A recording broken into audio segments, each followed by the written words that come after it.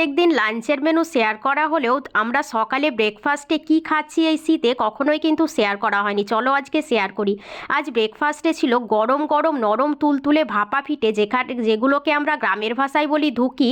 আরও সেটা খাওয়ার জন্য ছিল তোমার মাংসের লাল লাল ঝোল। দেখো আমার মা এই আটাগুলোকে একটা বাটির মধ্যে নিয়ে কলসিতে জল বসিয়ে সেই জল ফুটে যখন স্টিম হচ্ছে তার মধ্যে বাটিটা বসিয়ে দিয়ে এই পিঠেগুলো আমাদেরকে বানিয়ে বানিয়ে দিচ্ছিল আর আমরা খাচ্ছিলাম। যখন ছোট ছিলাম তখন তো আমাদের চুলোয় রান্না হতো, তখন আমাদের গ্যাস ছিল না, তো মা স্টোভ জ্বালিয়ে ওর মধ্যে কেতলি বসিয়ে এই পিঠে আমাদেরকে বানিয়ে দিত। আর আটাটা কুটতে অনেক কষ্ট করতে হতো, হয় হামানদিস্তা আর তা না হলে ঢেকিতে কুটে আনতে হতো। কিন্তু এখন তো মেশিন হয়ে গেছে, তাই অনেক সুবিধেও হয়েছে।